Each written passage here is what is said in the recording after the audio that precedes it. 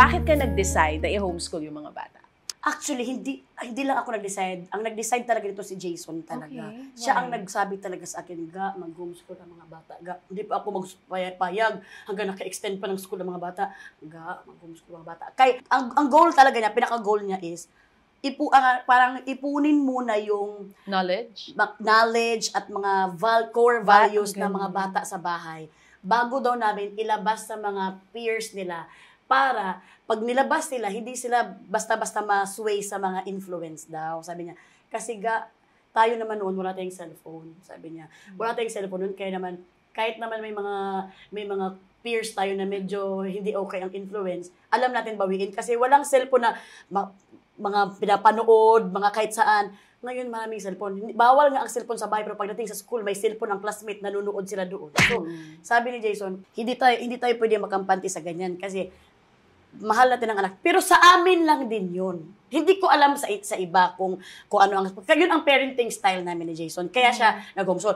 Pag high school na, pag alam namin na medyo confident na sila na sa mga natutunan... Pakawalan. Doon na talaga. Kasi sabi niya, sa 12 hours or sa ilang hours na pumunta ang mga anak, ilang hours na lang natin makakasama sa bahay. At hindi natin alam, magsisecret yan. So marami siya mga sinabi sa akin, nilatag talaga niya sa akin para na kami nagkaroon ng DepEd one-on-one.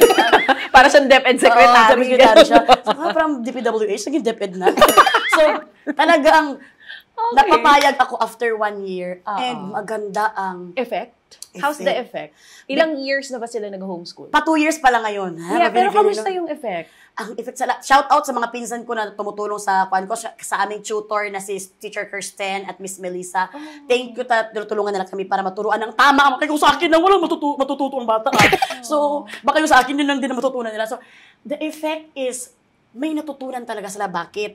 Kasi kung ano i-focus na lang ngayon is solar system. Mapofocus talaga nila ang solar system. Kumbaga, alam talaga nila kung ano ang si Mercury, ano si Mars. Kasi hindi sila naghahabol sa araw para mag-change topic na naman. Kapag natutunan nila, saka lang mag-change ng topic. Ganun sa homeschool. Ganun sa homeschool, mathematics. Hindi natin aalisan to hanggat di ka natututo. Hindi tayo aalis sa reading hanggat di ka natututo magbasa. Ang bata, hindi mape-pressure. Kasi may ibang subject na naman, hindi ko pa natutunan to. So, sila na-i-enjoy nila. At minsan, sila pa nagsabi sa Mama, alam mo ba ang Mimaropa, Mindoro, Marinduque, maganda pa sila. Pag pumunta kami ng Mindoro, nasa kuan tayo. Ay, may mga ganito na sila. Hindi namin alam nga yun. So, sabi ko, in fairness naman, excited sila kasi sila mismo ang natututo in their own. Tapos nagbabasa sila niya, Mama, alam mo ba, dapat ikaw, lagi lang willing to listen ka lang talaga. So, sa dami ng chichika nila sa'yo. Kasi gusto nilang matutunan mo rin. Yung natutunan nila, ganun sila. Sinashare. So, dapat excited ka rin. Kasi kung hindi ka excited, ako nang matuto, parang ayaw na rin nilang matuto. So, ganun talaga. Paano homeschooling schedule nila? And mas ano ba to? Pag homeschool ba, mas pricey compared dun sa traditional school? May mga pricey, meron ding unpricey. Kasi ilang taon tong dalawang anak mo? 11 years old si Mela and 8 years old. Okay, so parehong homeschool, paano schedule nila? And gaano katagal sa isang oras? Actually, depende lang sa facing nila kung kailan nila. Kunwari, pag gumising sila ng umaga, pag mga 8 a.m. sila gumising, mag-toothbrush sila. Kaya may nilalagay si Teacher Mel nila ng 3 Bs, bedroom, brush your teeth. Fix your bedroom, mga ganon. So, tapos yun, i-ready na nila ang kanilang homeschool, tapos doon na sila. Tapos, babalikan lang nila kung gusto naman nila mag-unwind, bababa sila, mag-chichikahan sa amin, Mama, ginawa. Mama, babalik na ako, ha? Babalik na sila. So, ibang subject naman. Para siyang naka-Zoom sila na everyday din. Hindi Zoom. Kunwari, ngayong araw, wala ang teacher. May ibibigay ang teacher sa kanila yung tutor nila ng subject. Tapos, kinabukasan naman, kung andun ang teacher yun, sabay sila. Isang tutor, sabay. Isang tutor, sabay sila. At tuturuan talaga sila kasi kahit ito, grade 4, kahit ito naman. So you're saying, okay ka sa homeschool hanggang grade school, hindi mo sila pakakawalan. Homeschool ka na. Hindi ko sila pakakawalan, homeschool muna ako. Tapos pagdating ng high school, titingnan namin sila kung ready na. Tatanungin mo na rin. Socialization ng mga bata, yun ang madalas wina-worry ng mga naka-homeschool na wag nating i-homeschool kasi hindi masasanay, makihalubilo sa mga bata. Paano naman yun? Ang socialization sa mga bata, yun ang pina-homeschool namin kasi sumubra sila sa socialization. kahit naman yung hindi nila problema. Hindi problema nila ang socialization. Yung mga tao nga sa mall, tumingin na sa amin, may magpa-picture. Tumingin na sa atin, magpa-picture yan, mga, ano ba kayo? Kasi daw, yung parang sobrang socialization. So, nakuha nila sa'yo? Nakuha sa akin yung pagkakuan. So, hindi problema. Pero sa mga gusto namang mag-homeschool na socialization, ang homeschool namin kasi is meron sila mga program na nakikita-kita lahat ng mga nag-homeschool. Okay. Nakita-kita sila doon at meron silang mga subject din na sabay-sabay nilang pinag-aaralan. At meron din silang mga program, minsan mga once a week, nakikita-kita sila, or minsan sa 2 week, once. So may ganun din pala sa homeschool. Magkita kayo ng mga classmates mo. At makikita mga nanay-nanay nga, tapos doon pa magchichikan. Alam mo ba, si ganito? Doon magchichikan ng mga nanay. Yun ang favorite ng mga nanay. That's nice. Ngayon, medyo nagkakaroon tayo ng idea. At sinasabi mo nga, nagustuhan mo yung homeschool. So for sure, yung iba na nag-iisip, pwede nilang i-check yung sinasabi mo ngayon. Pero sa amin yun, pero hindi ko alam sa inyo. Because basta meron tayong mabigay na education sa anak natin, walang best problema. Walang problema kung depende kung anong desisyon ng mga magulang. Let's talk about finances. Paano ang budgeting nyo sa bahay? Ikaw ba yung mahigpit mommy na like, ba't parang patumataas yung bill natin sa grocery or medyo chill ka when it comes to gastos? Paano? Ako naman, thank you Lord, hindi talaga ako yung parang mommy na parang nagtitingin ako ng budget kung ano yung pero kung ano yung naibigay na budget sa ako, ano yung mga nagastos, okay na ako, hindi na ako kasi parang ayoko kasing mangyari yung nangyari dati sa mama ko na ano ba ito, mga bibig, ano ba ito, mga yung bibig niya talagang lagi, ano ba ito, tumakas ang kuryente natin, mga tubig natin.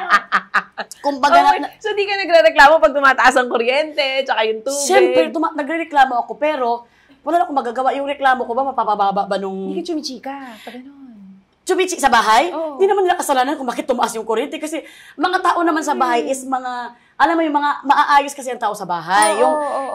Kumbaga may concern kami. Lahat ng mga tao na pinapapasok namin sa bahay namin ni Jason is may mga concern sa isa't isa. Yeah. Aware sila na hindi nagsasayang ng tubig, ng kuryente. Di ba? Kaya hindi talaga ako yung parang dadaldal na, ano ba yan?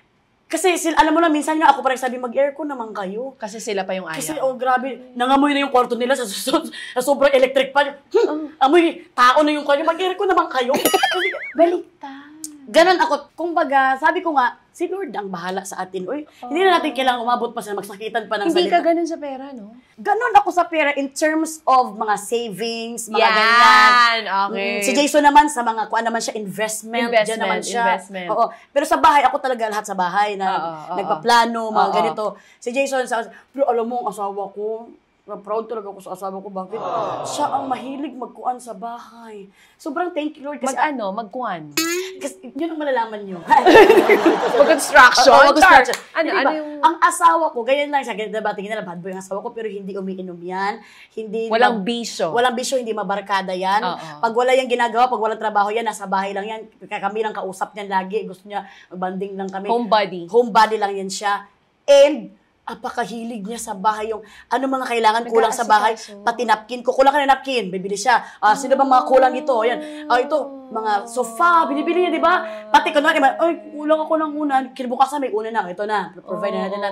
Ako, grabe naman to si Papa. Yung, hindi kailangan tinitingnan talaga niya ang bahay, kung ano yung mga kulang dyan, kung ano yung mga... So, you're saying mas motherly si Jason sa'yo? Alam mo, mas motherly. Mas siya yung maasikaso sa bahay. Yung mga sabi ng barkada ko, alam mo, si Papang pa nag-iisip na, kasi kulang ng punda sa bahay, si Jason bumibili ng punda. Ikaw wala ka talaga. Pati punda, ma. Ano ka ba? Memorize niya lahat ng punda, tapos tinutupi-tupi niya itong mga unan, ha? Pero alam, parang bad boy lang siya, pero matatawa ka sa loob ng bahay, kasi talagang binibilang na yung mga unan. O yan, sino pa magiging, pati mga tuwalya ng bisita, binibilhan niya yan. Kasi marami kami bisita sa bahay. Kasi lahat ng mga nagsisiman or nag-abroad, sa amin dumadaan dyan para... Mga kamag-anak nyo? Kamag-anak ni Jason, kamag-anak ko para alam yung mastihan na kasi mahal pa mag-stay na. Sa kamag-anak dito sa Maynila makikitira para yung mga documents na asikasuhin bago makaalis. Lahat, mga kumot yan. Di ba naka-ready na yan? Yan ang mga kumot ng mga bisita. Yan ang mga tual, yan ang mga bisita. Yan para hindi mahalo-halo yung mga kwan. Ganun siya.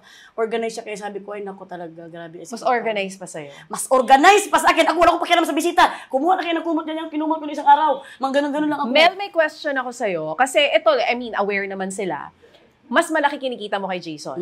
Paano hindi naaapektuhan yung relationship nyo? Kasi yung iba, pag mas babae na yung mas malaki yung kinikita, na-intimidate yung lalaki or yung mga tao sa kanila sa paligid nila, may mga sinasabi. Paano mo hinahandle yon? Actually, yan talaga. Kawawa talaga ang mga lalaki pag ganyan, di ba? Ako naman, siyempre, malaki kinikita ko, pero maniwala kayo sa hindi, walang pakialam si Papang sa kinikita ko. Kinikita mo ay sa'yo. Ang kinikita ko sa akin at wala siyang kaalam-alam kung magkano pumapasok sa account sa bank ko. account mo. Walang po alam kung magkano pera ba niya ang ay sweldo sa ko. kanya, ang pera mo ay sa'yo. Pero hindi ka nagdadamot sa asawa mo. Yes. At ito pa nga ang pinakakulit. Kasi nung nag-asawa kami, nung nag-start kami mag-asawa, di ba, siyempre, nag-start naman kami, hindi talaga kami may mga project na marami, hindi naman kami ganun. Alam mo ba na nung nagkasal pa kami at nabuntis ako, umuwi ako ng Jensen, siya talaga nagsabi, kasi very old school, sabi niya na, ang pera mo ay pera mo, ang pera ko ay pera natin. So, nung time na yun, ganun ang lalaki. So, kumikita talaga siya kabuhayan. Talaga, taga-sobre niya, bigay talaga siya ng bigay agad sa akin.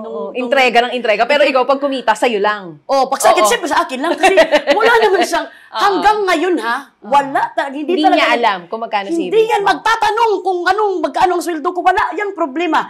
Kaya ako, pahiram ng pahiram, libre ng libre. Kaya yung ibang friends ko, parang may mga friends ako na parang yung asawa doon nila, pinipilit sila na magtrabaho, mga ganun-ganun.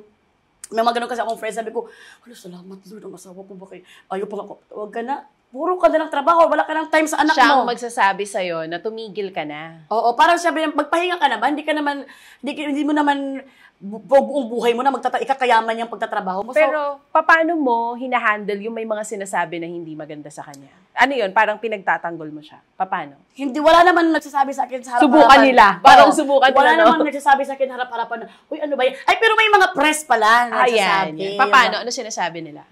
Wala sinasabi. Kasi parang we are, wired pa rin in that era na dapat it's really the man. Di ba ganun? Oo, ganun. Ganun ang Tapos ang babae dapat hindi nagtatrabaho. Sa bahay lang. Babae hindi nagtatrabaho. Dapat lalaki nagdadala ng pera sa bahay. Paano mo hinahandle yung mga ganyan pagka may ino-open nila yan sa'yo? Ako naman, yung mga parang binabalik ko ngayon, pag tinatanong ako ng mga press, parang sinasagot ko lang na, okay naman si Papang, meron din naman siyang pera. May sarili siyang pera. So, bakit mo tinatanong? Anong pakialam mo? Sinungitan. Parang nagdamit po ako, or hindi ko alam, basta nasasagot ko naman siya ng maayos. Ayoko kasi na, hindi naman din ako ma-off, kasi alam ko naman na nangyayari sa bahay. Bakit para ako ma-off? Hindi kailanman naging issue sa inyo yung pera. Hindi kailan naging issue sa amin ang pera, kasi si Papang talaga, wala talaga siyang pakialam. At ako lang nakikialam sa pera niya. Naman. Pero in fairness naman kay Papang, lahat ng pera niya talagang iniintrega niya. Nilalatag niya sa akin, ito ang bibilhin ko ito yung ating kukuanin, kasi may mga investment, mga ganun. Okay, walang problema. Basta hindi na pupunta sa kahit saan. Oo. Sa inyong dalawa, sino yung mas magastos or maluho? Kasi ikaw ay hindi ka nahilig, no? Mahilig ka? Or meron bang time na parang gusto mo rin ng mga, halimbawa, luxury brands na bag or shoes or watches. Wallet. Kasi minsan, sasabihin sa'yo, Mel, bumili ka para minsan pag may, di ba, may mga ganyan, never ka nahilig. Akala nyo lang talaga hindi ako mahilig, pero talagang luxury ako sa Shein. Maniniwala na kami, hinanap ko daw, no? Hinanap ko, ito gold kasi sabi ko pa sa kanya, uy, pareho tayo, meron din ako niyan. No? Hindi talaga kami mahilig ni Jason sa mga luxury. Why? Because nasasayangan ka. Parang common sense naman siguro. Ang mga pinsan namin, ang hihirap ng mga buhay. Ang mga kamag-anak namin, ang hirap na buhay. Tapos, ikaw mag-luxury ka na pag uwi mo sa bahay, hindi naman kayo kapares ng relo at saka bag. Hindi mo maatim gumastos ng ganun kamahal? Hindi ko maatim gumastos ng ganun kamahal, pero kaya kong gumastos ng mahal para sa pamilya. Ilibre, pakain. Gala, pakain, lahat yan. So, kahit gumastos pa tayo, kain tayo kasi hindi na natin ito may experience pag wala na tayong pera. So ano ba yung restaurant dyan na pinakamahal ba na? Ganun ka. Matindi ka sa food. Kasi yun yung time na wala. Parang wala ako ba nung bata pa ako ba? Panghirap nung makabili ka lang ng banana cue. On experience and food for you and your family, is nothing that it is. Ano yung pinakamahal na talagang kumain kayo pag tingin mo ng bill? Ba't tayo kumain dito? Nawindang ka talaga na, my God, ito yung bill. Magkano? Curious ako. Parang mga 50,000. Ilang kayo noon? 50,000 yun. Marami kayo noon. Pero Disney princess din kasi ako. Hindi naman. Kuan kami. Para mga 10. Anak na nung kontrako. Hindi ka nang, kuan yun, 10 kami. Pero 50,000 lang ba tayo? Mga 40, no? 50,000. Nagastos ka talaga. Kasi sobrang sarap daw doon na restaurant na yun. Pero sa ibang bansa? Hindi, dito lang. Dito lang. Pinatry ko sa mga pinsan ko at sa mga friends ko. Wala, uy, paglapag pala ng gano'n, hindi pa naka-landing ang pagkain ba? Ubos na, uy. Sabi ko ng pangmayaman na restaurant, grabe naman itong mga kasama ni Milay, Uy, uy. nakakatuwa ka. Kasi hindi ka lang dun sa kapatid or sa magulang. Siyempre, Mabait. naman. Even sa mga pinsan.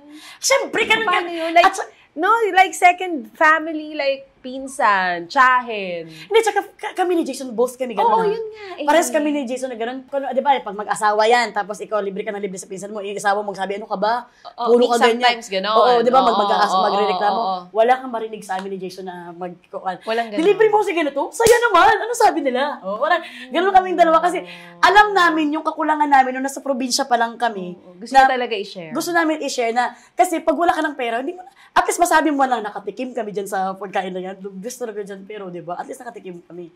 So, yun ang kuha namin ni Jason. Doon kami partner talaga sa pagpatikim sa kanila ng mga ilog, mga beach. Pagpapatikim ng mga bagong food, pagpapatikim ng swimming tayo dito. Pero, paano kayo ni Jason pagdating sa mga kamag-anak na nangungutang? Or Yan na kaibigan na hihiram? Paanong eksena nyo dyan? Actually, ngayon, nagkaroon na kami ng lesson learned. Oh. Pero nung first time namin sa Lesson learned, showbiz, ah. Oh. talagang pahiram kami ng pahiram, gano'n talaga, yung walang bumabalik. Walang talagang, Puro hingi pala. puro hingi, na prank, it's a prank. Akala ko utang, hingi pala yun. So, sabi ni Jason, lesson learned na tayo ngayon. Iba ng lesson, iba ng... Paano na? Pag may lumalapit sa inyo, ano na eksena? Si Jason na nagsabi sa akin, ito na kasi, ikaw, kasi mahina kasi discard mo, sabi niya. Pag may lumapit si umutang ko, umutang ng 50,000, bibigyan mo lang yan ng 10%. 5,000, pero bigay yun, sabi niya. Hindi na utang. Hindi na utang yan. Walang samaan ng loob. Hindi, ito talaga, may paglalaan ako ng pera ko. Sabi niya, ito bibigay ko sa 5,000, sa'yo na yan. Dagdag mo dyan sa kailangan mo kung may mahahanap ka pa. So, yun ang sabi niya, Jason, 10%. Diskartihan mo, sabi niya. Basta para hindi ka ma-discourage. At aside from that, may iba yung tingin mo dun sa nangutang eh. Pero at the end of the day, nangailangan lang pala talaga yun. Pero minsan kasi talaga, alam nyo ba, bakit kailangan bayaran ng utang? Kasi, indulhensya nyo din yan pagdating ng panahon na talagang kaya kayo hindi umaasenso. Kasi mayroon kang isang naagrabyado na tao na hanggang ngayon hindi mo pa rin. So, kailangan talaga bayaran ng utang para, alam mo yung para umangat yung buhay mo. Kasi hirap naman ang buhay pa. Kasi kaya hirap ang buhay mo kasi meron kang inaapakang tao na hindi mo may inagrabyado ka na tao. May kinalimutan ka. So, balikan mo kung ano yung mga past. Tingnan mo, baka dumidiretso yung alagwa yung buhay mo. Kasi meron kang inagrabyado eh. Ganda. Oo. Kaya dapat bayaran talagang utang. Kasi kahit sa magkano Bible pa yan, yan. kahit Correct. magkano pa yan. Kahit magkano Oo. pa yan. Kahit piso pa yan. Basta, hindi, intention mo ba yan o hindi mo intention, balikan mo talaga. So, sa utang, lesson learned ka na. Ngayon, sa pagtulong sa tao. Sa mga kamag-anak lalo na. Kasi sabi nga nila, kung tutulong ka sa ibang tao, dapat mauuna yung mga kamag-anak mo. Bago yung iba. Di ba may ganon? Bago ka tutulong sa iba, kamag-anak muna. Hanggang saan lang dapat natin tinutulungan ng kamag-anak para naman din matuto sila sa buhay. Kasi baka mamaya kung tulong lang tayo ng tulong, wala na sila natutunan. Anong mo doon? Anong thinking mo doon? Ako, yung thinking ko dyan, kasi di ba may one time nga nag-trending nga ako daw dahil nga ako daw hindi daw ako nagpapaaral ng mga pinsan. Yes, nakita ko yan. Tapos daw, kasi yun naman, parang kinat yung salita ko doon, kinat nila yun. In-splice. In-splice. Kaya yun ang lumabas. Kasi bakit? Proud kasi ako sa mga pinsan ko.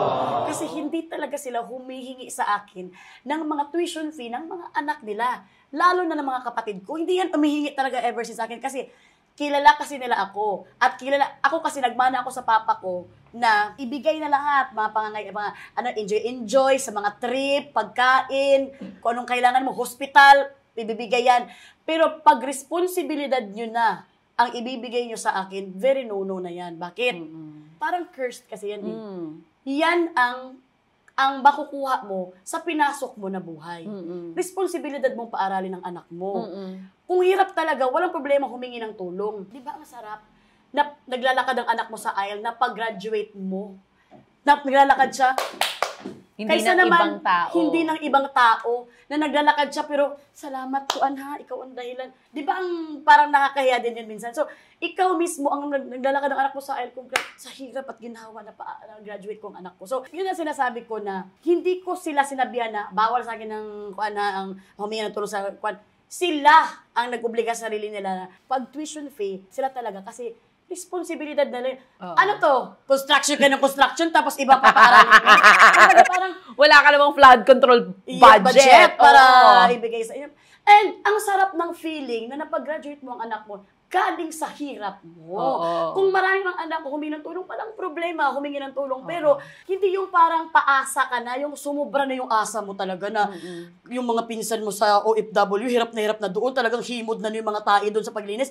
Doon pa yung hihingan mo. Kasi ikaw dito, ang sarap ng buhay. Hindi ka magkakayod para sa tuition fee ng anak mo. Oo, kumbaga ang responsibility ng isang magulang, bigay natin sa kanila. Hindi dapat natin yung shoulder. Pero kung talagang kailangan, halimbawa, yung sinasabi mo kanina na pang-ospital, nandiyan ka naman para tumulong. Lahat ng mga kuha, nandiyan talaga tayo para tumulong, pero hindi para dun sa responsibilidad mo. Ano, ninakaw ko ng responsibilidad mo? Oo, tama naman. So ngayon, medyo mas nakikilala ka na namin, hindi lang kung paano ka sa bahay, hindi lang paano bilang nanay or asawa, maging kung paano ka dun sa pamilya mo. Saan mo nakuha yung ganong ugali? Like, you keep on sharing your blessings, not just to your family, even to your friends. Kasi kanina nabanggit mo, merong nakikipangapanuluyan sa inyo ni Jason, yung mga mangingibang bansa, walang matutuluyan, sa inyo nakikitira. Saan mo nakuha yung ganong attitude?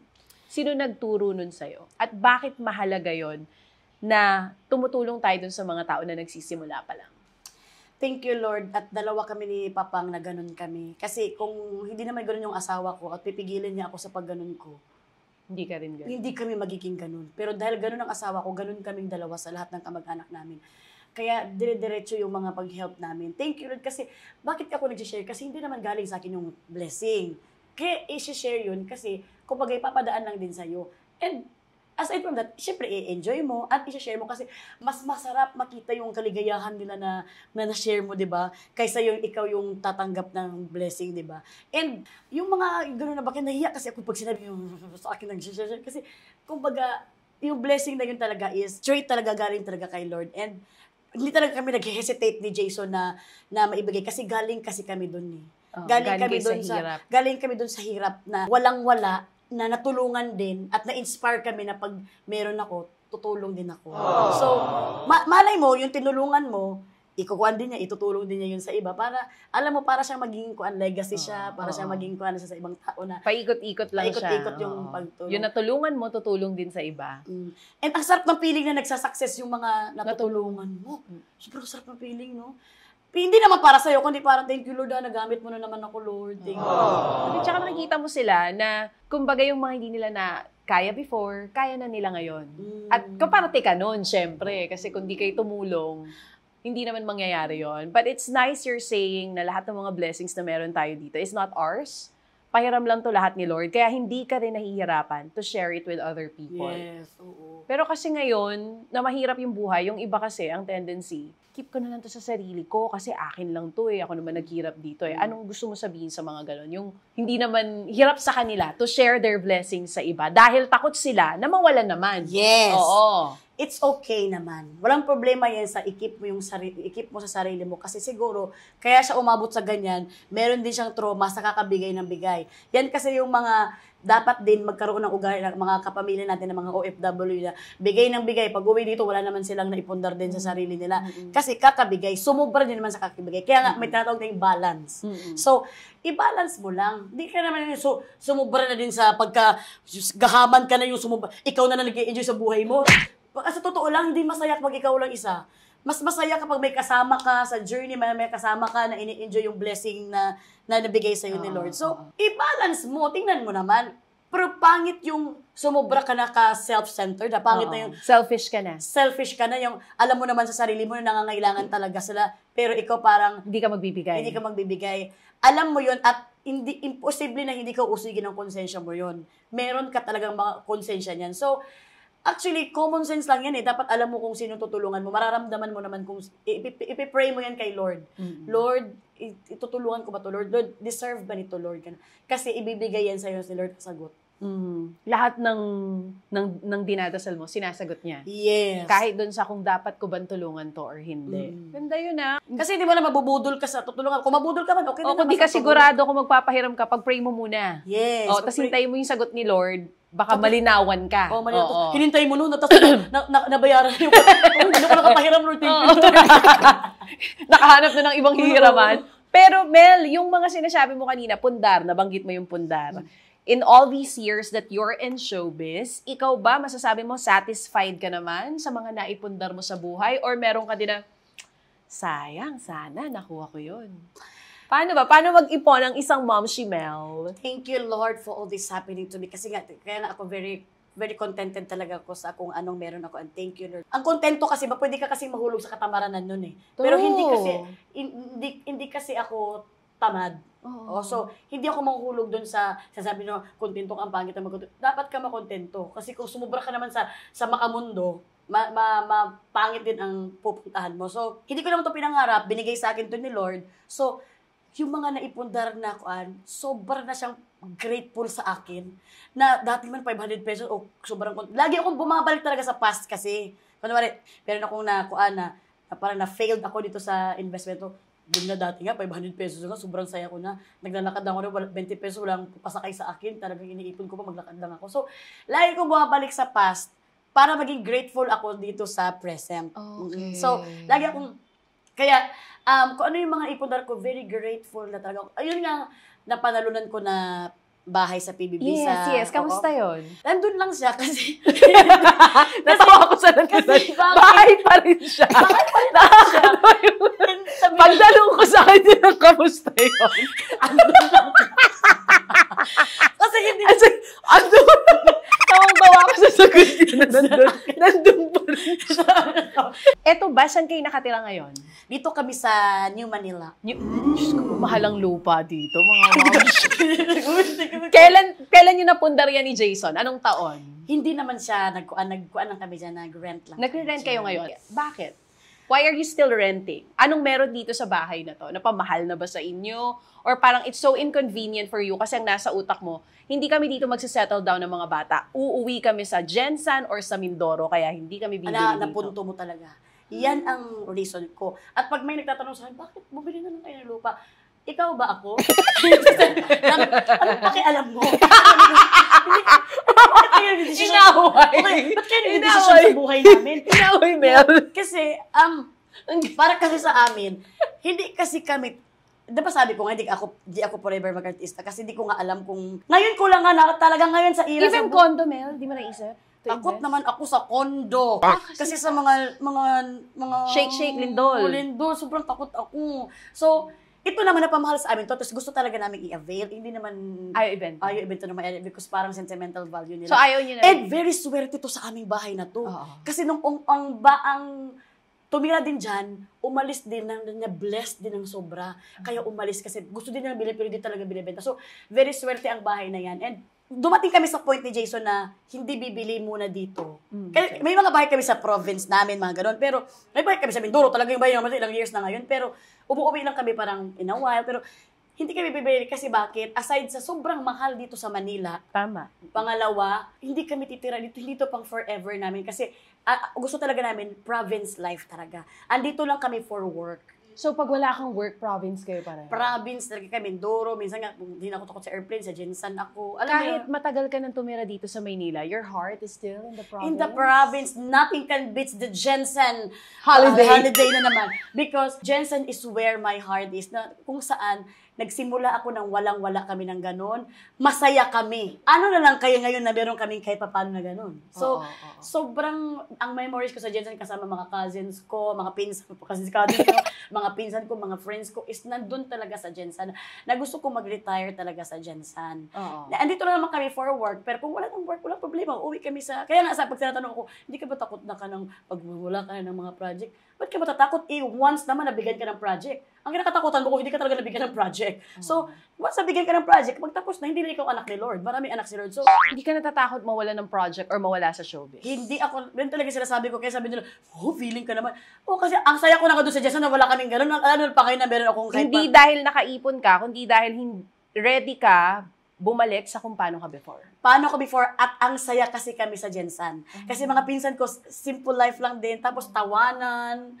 Nothing can beats kasi yung simple life na tawanan. Hindi ko lang alam kasi baka gusto talaga dito sa Manila. Pero ako, wala talaga ako inspiration. Probinsya. Sobrang, pagkasama ko mga pinsan ko, mga saging na kinakain na sa kwento, kamusta na si Kuan? Ito na yung simple life talaga, ang pinaka-favorite ko talaga. Parang pinapanood ko pa rin siya sa PBB noon nung unang pagpasok niya, hindi ka talaga nagbago.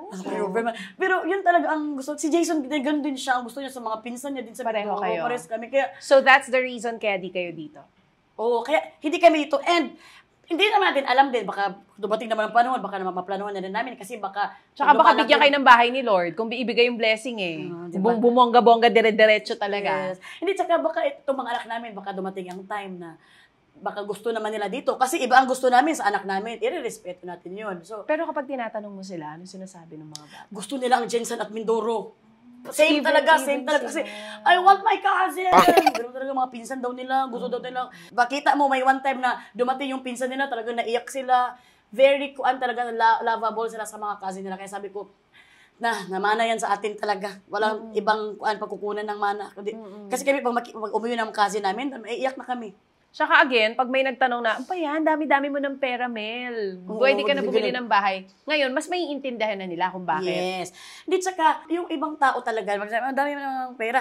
Ano, nabilang mo ba? Hindi kasi ang dami mong project, yun ang iniisip nila. Pero thank you Lord naman sa, nahiya naman tayo. Kasi alam mo naman. Hindi ka Mel, wala kayong attitude of looking at other people's blessing. Uy, si ganito yung trabaho ko, may bahay na siya. Dapat tayo rin, Jason.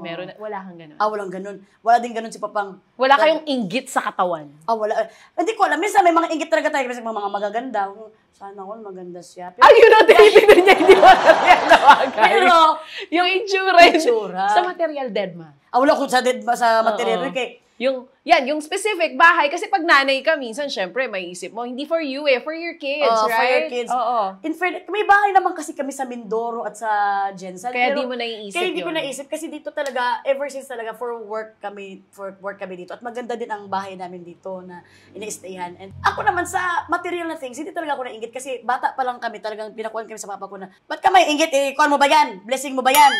Mabubugbog ka talaga ng papa ko. Titingin ka lang ng ice cream? At papa ko? Bakit? Gusto mo yung ice cream niya? Mabubugbog ka na kahit hindi ka nainggit. Tumingin lang man ako. So, ever since parang malaking kasalanan na talaga sa amin ang mainggit. At yan din ang tinuro ko sa mga anak ko. So, hindi rin sila ganon? Oo, hindi ka pwede, blessing nila yan. Kapag may blessing sila na ganyan, maging happy ka sa kanila na nakuha nila. So, ma-inspire ka dapat na next time pag may blessing ka, gagayahin mo sila ng paggawa sila ng mga ganito o ng gusto ng ganito. Grabe. Dapat magkaroon kayo ng sariling reality show ng mga bata. May nag-offer na sa inyo nun. Yung 24/7, susundan kayo. Parang Kardashians.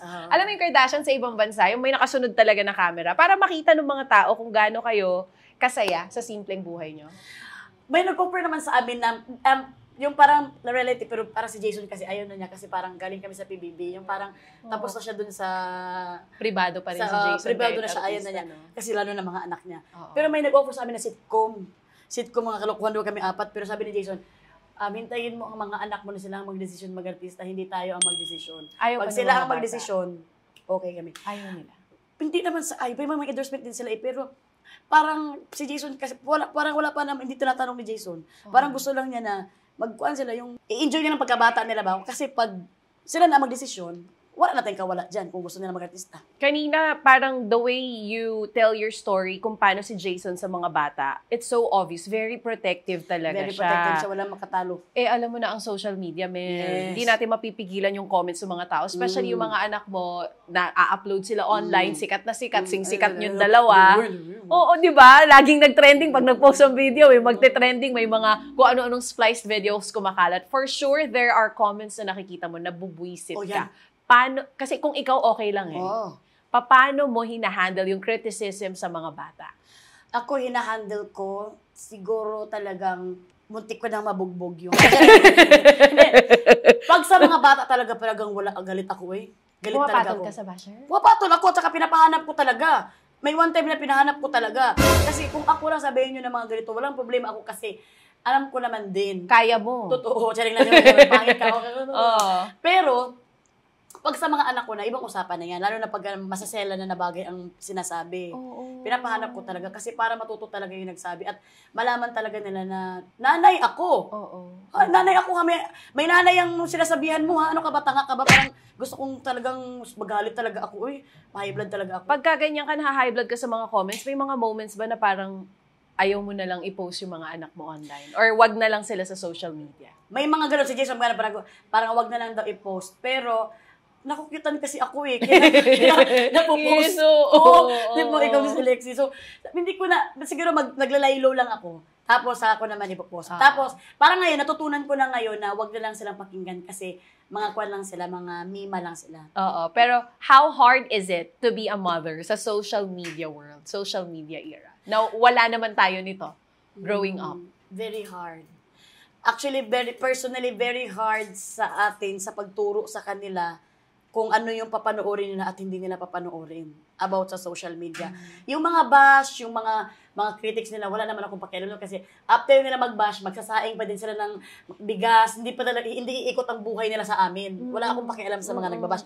Pero yung social media sa anak mo, na baka kung ano ang mapapanood, ano ang mai-influence nila doon. Yun ang worry ko Lalo na sa mga kabataan ngayon na hindi, kasi yung edad na sa utak nila, hindi pa nila alam paano i-grasp yun. Yung mga, galing talaga ni DJ Chacha, mga words mag-grasp. Alam ko lang yun, kay kuan yan, mga damo yung grasp. Grasp! Hindi pa lang. Okay. So, hindi pa nila alam paano ko i-grasp itong mga bagay na ito, na it will lead them into negative or pwede ding maging positive na mas maging mature sila. Pero, yun ang pinaka-worry ko sa social media sa mga bata. Kaya ngayon talagang lagi kami 15 minutes lang sila sa... may screen time sila. 15 minutes lang sila sa cellphone ba or iPad ba. Minsan kapag sumobra na, ban ngayon 1 week ang walang cellphone at walang TV. 15 minutes a day? Wow! Si Jason yan, ang nagkuhan yan, 15 minutes. So, paano yun? Lalo na hindi naman na naglalaro yung mga bata sa labas. Usual activities nila? Turuan mo kami. Ang activities naman, chismis. Siya nasa bahay. Kasi pag mga chismis, yung matatanda talaga sumasali. You know what? Alam mo, ganoon din sila. Hoy! Hindi naman. Naglalaro din naman sila sa labas. Pinapalabas ko din sila maglalaro din sila sa labas. Mga takbo-takbo din sila ng mga pinsan niya. Minsan nagbabasa sila ng mga, si Mela kasi mahilig magbasa ng mga libro-libro. Kaya si Jason talaga, kaya gusto talaga niya magbili si Mela ng libro. Si Stella, nakikipaglaro sa mga tita niya. Alam, pinaka-favorite niya, magkuto. Pinaka-favorite niya, kutuhan niya, kuha na niya ng puti na buhok. Wala. Tapos, meron kasi silang mga activities sa bike. Ngayon kasi meron silang Korean lesson. Ina-enroll mo sila sa mga gano'n. Kasi kami, parang K2O, parang I know. Tapos, meron din sila yung regular nila na session sa school. And then, minsan, lumalabas kami, nagpupunta kami sa mga park bar, mga gano'n. So, wow, 15 minutes a day, 15 minutes a day. Ang lala nun. Minsan, nasubra pag naawa naman kami. O sige, magkuhan kayo dyan. Mabilis lang, ha? Eto na. Last few questions, Melay. You've been in the industry, sabi mo kanina, 13 years. Pero pag dumating yung time, mag-decide kayo ka na sa showbiz, ano yung gusto mong maalala ng tao sa'yo? Pag nabanggit yung pangalay na Melay, ang gusto kong maalala nila is saya lang. Saya lang. Gusto ko yung maalala nila yung masaya, yung gusto ko yung maalala nila na hindi toxic. Yung pag pinanood ka nila live, masaya. mag-e-enjoy sila. Na life is beautiful. Na ang life naman is hindi complicated. Tayo lang nagpapakomplicate. Kung maalala nila ako, good vibes lang talaga to si Melay. Kasi minsan kasi sa buhay natin, sobrang dami natin iniisip na hindi naman dapat iniisip. Tayo lang nagpapalat ng mga iniisip natin. May mga tao na pag napapanood natin, oo nga, kanang mag-remind sa atin na chill lang. Magsaya ka lang sa buhay mo because ang buhay, kaya ka binuhay ni Lord because to enjoy with Him. Ganda. Eto, last na lang. Alam mo, putok na putok ngayon, Mel, yung... Kilikili ko. Hindi yun. Yung nangyayari ngayon, of course, in politics, alam mo yan, may public shaming na nangyayari with the Nepo babies and all that, connecting to material things. Pero with an hour or more than an hour nakausap kita, what I realize lalo with you, although alam ko na, is dead maka talaga kasi sa material na bagay. And ngayon yung mga tao ma-flex online, ma-post online, 'di ba? Parang mas we're all looking at material things. Yun ang i-idolize natin, inspiring yung story, pag may sarili ng bahay, magandang kotse, bonggang bank account, Anong gusto mong sabihin dun sa mga tao na centered yung buhay nila on material things? Because you're so different from that. Hindi ka ganun eh. Paano magkaroon ng ganyang buhay? Yan kasi material things is isa yan sa nagpapa-inspire sa atin mabuhay sa mundo. Kasi, hindi naman siya nga, huwag ka talagang maging materialist. Sobrang pagkapiling ko naman, tapos bumibili ako ng ganito ng mga milisa, mahal ba ito, mga ganito. So, grabe no, sobrang humble. Alam mo, mahal sa kanya ang 5,000 pesos mga bemelay na to, ha? Melay to para sa sinelas. Oo. So, it's okay naman na makuan ka, pero hindi dapat iikot ang mundo mo dun sa material things na yan. Because, di ba nga, sabi nga sa Bible, money is the root of the evil. Of all evil. Of all evil. So, doon pa lang, i-remind mo na ang sarili mo na, ikaw din naman, na-experience mo din, kung nakuha mo na yun, hindi rin ganun kasaya ang feeling, di ba? Alam mo din sa sarili mo na nakuha mo nga, na-flex mo nga, after nun, bash lang nakuha mo. Oh, nagamit mo nga, nasira din. Pabili mo ng Louis Vuitton, nasunog din pala. So, alam mo din, pwede mo namang i-try. Pero nung na-experience mo na, it's okay na din na, kasi nasa mundo naman tayo ng, alam mo yun, yung parang i-accept mo, kung ano pwede mo i-try, everything. Pero mas maganda pa rin kung, alam mo yun, uunahin mo talaga si Lord sa lahat ng bagay. Yung mga material things na yan, pag ma-experience mo na, makikita mo, at pag lumapit ka kay Lord, mas iba ang happiness na makukuha mo kay God. Mas iba yung, hindi ko kasi ma-explain, kasi nga, ako naman, thank you Lord, ever since talagang bata pa lang kami, talagang tinutukan na kami na magsimba, magnobina, magrosary, yung relationship namin kay Lord. So, masasabi ko na deep talaga. Deep talaga. Ang pagmamahal ko kay God is deep talaga. Dati hindi ko pa masasabi yung love ko kay God, parang nagaganon pa ako. Ngayon masasabi ko talaga, dati parang nakukuan pa ako, na-awkward pa ako. Tawag ko ito sinasabi ko na mahal ko si God. Kasi hindi pa nga ganun ka-deep ang relationship ko sa Kanya. Ngayon masasabi ko talaga na deep na talaga ang relationship ko kay God. At masasabi kong I love you God.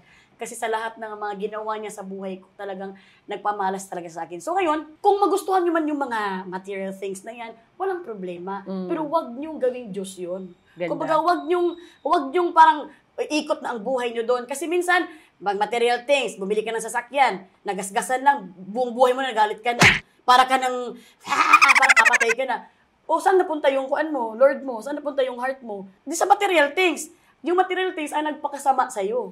So, dapat sa God lang talaga kasi, okay lang, nagasgasan, may Lord naman ako. Pero, pero pinipigilan mo kasi nga, may Lord ka kasi nga, wala kang dapat, kumbaga, ako nga, nagro-rosary ako, tapos may malaman ako na nagagalit ako, para sayang lang yung pagro-rosary ko, kung papatulan ko to, sige lang, inhale, exhale. Walang perfect naman, ako, ganun din ako, pero, make sure mo talaga na napipigilan mo yung mga kasamaan mo. Kaya may mga bad side tayo. And minsan, yung material things na yan ang maglilid sa atin sa kasamaan dahil sa sobrang addict natin sa material things. So, yung kaadikan sa material things yun can do harm. Can do harm and can make you sin. Oo, yun nga. Agree. So, parang pag may gusto kaming bilhin ngayon, pag-pray muna namin. Hindi mo lang. Pag-pray muna namin kay Lord, dapat ko bang bilhin to? Napadami na po ang gastos last week. Hindi kasi nabibilib ako kay Melay. Kasi, I mean, you have the means. Alam mo yan, may pera ka. Pero never talaga siya nahilig sa material na bagay. Kasi, so, naa-amaze ako sa ganun. Because sometimes, feeling mo kasi pag meron ka na nun, kaya mo na bumili nito. Kahit di mo kailangan, binibili mo. Pero ikaw, no eh. Hindi kasi... May pambili ng bahay si mama. May pambili ng bonggang-bonggang magarang kotse. Pero di ba, nagre-rent. Simple ang kotse. Luxury things dead, ma. Why? Hindi kasi, paano? Hindi kasi, siguro yun ang deep na explanation. Pero kasi ako, pag naman uuwi ako ng Jensen, yung bag ko, kunwari, ang bag ko is mga Louis Vuitton. Ang mga pinsan ko, ang bag is mga mga simple na bag lang. So, mahihiya. Ako mismo, parang sinampal ko ang sarili ko na, parang sinabuhin ko ng tubig ang sarili ko na, kawawa naman yung mga pinsan ko. Agree. So, kaysa bilhan ko sila ng Louis Vuitton, ako na lang ang magbag ng simple, para kami lahat, simple kami ng bag, at magbanding kami lahat. Siguro pag kaya mo na sila bilan lahat, doon ka maglo-Louis Vuitton. Doon kami mag-Louis Vuitton lahat. Ganun na kami. Pero grabe. Fake lang. Grabe. Ang dami ko natutunan sa'yo today. Hindi totoo. Ang mo nga mga wisdom ba yan? No, because... So, yun nga yung sinasabi ko sa'yo kanina, sometimes, if you have it, it's so easy for someone na gumastos. Lalo pa super hardworking mo, iisipin mo lang, deserve ko to eh, so bibiling ko yan. But you're not like that. I wanna be like that. No, kasi, totoo, yung mga tao minsan, iniisip nila, biling ko to kasi gusto ko, tas kaya ko. Ikaw, minsan gusto mo, kaya mo, hindi mo gagawin. Pero magastos ako sa gala. Pag kasama ang mga pinsan ko. Gala experience food, mas dun nga dapat daw gumagastos. Ang dami natin natutunan sa kanya. Pero, so, thank you. Pero, Chacha, thank you talaga. Shout out talaga to you for being a very good DJ of all time. And siya talaga ang pinakamabait kasi bakit? Nakwento sa akin, gusto ko na i-share to sa iyo ba? Sige. Nakwento sa akin ni Nikki Morena. Nung nagsisimula siya, talagang paulit-ulit talaga, alam mo talaga, Ate Me, ang pinaka nag-help talaga sa akin na makuha ko itong sitwasyon ko is si DJ Chacha. Bakit? Bakit? Because nung nagsisimula ako, siya talaga ang nagpupush sa akin na give my best. At saka, pero daw na parang manlalait sa kanya na iba, pero ikaw daw talaga ang nagpupush sa kanya. Okay, you do it. Ikaw nagbibigay ng spot sa kanya. Kaya sabi ko, grabe talaga yun si DJ Chacha talaga. Kaya ikaw, isa ka sa mga kuan ko yung mabait talaga to si DJ Chacha. Kaya thank you for your heart. Hoy, hindi ako ang ginest mo. Ikaw ang ginest ko dito. Kaya nga din ako nag-isa sa guest dito. Hindi kasi siguro, pareho tayo ng thinking kanina yung sinasabi mo. Masarap makita yung tinulungan mo na successful. Kaya nung napapanood ko na si Nikki no, nag-showtime and all that, ang dami ng show sa ABS, minessage ko pa siya, sabi ko sa kanya, sabi ko sa'yo eh. Hindi kanya makalimutan, lagi siyang nag-shout out. Sabi ko sa'yo eh. Kasi, bakit mo hindi tutulungan? Tama? Di ba minsan, no? Sometimes kasi, pag may bago, yung iba, pag nasa industriya ka pa, lalo, may maiinggit. Hindi mo tutulungan kasi parang hindi ko tutulungan, baka kunin yung spot mo. Yan. Pero ako hindi ako ganun. Yes. Gusto ko lahat tayo sabay-sabay dapat ang pag-angat. Kaya thank you for that. And minsan lang ang ganyan sa ating world. Sa industriya. But meron bang ng ano? Wala namang nagganyan sa akin. Di ba, wala namang nagganyan sa akin. Pero marami tayong naririnig na ganyan. Kaya thank you for your heart and keep it up kasi marami pang nangangailangan sa'yo sa mga ganyan. Wow. Pero ikaw ang dapat magpalakas. Ang dami natin natutunan kay Melay ngayon. I think this is the first time na pwede ko i-practice yung mga naturo mo sa amin ngayon. Kasi ako, I'll be honest, pag meron ako nakikita mga nice things, parang feeling ko, deserve ko. Binibili ko talaga! Because you're a hardworking mom! I know! Pero kasi, di ba, I wanna be like you, I wanna live a simple life. Because kami naman, nabuhay naman kami sa Jensen na wala simple lang kami, kaya nasanay kami. Same naman tayo, laking tondo rin ako Oo. Pero Manila ka na, ako Jensen lang. Oo nga. And I'm sure maraming mga nanonood din sa atin ngayon na nakarelate sa'yo or katulad ko na inspire mo to live a simple life. Yung ganon. Yung kahit capable ka, kaya mo, hindi pa rin dapat.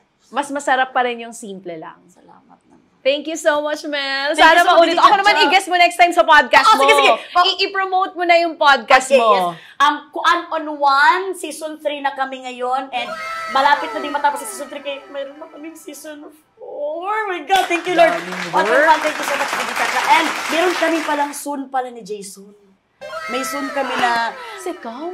Meron kaming soon na lalabas na podcast ni Jason. Oh my God! Yes, dito ko na sinabi sa'yo. Oh my God! Yes. So sana ma-edit na yon. Pero kung hindi man yun, pero baka... So na-shoot na? Na-shoot na, pero baka 2 episode lang yun kasi baka mag-away kami, hindi naman matuloy. Exciting!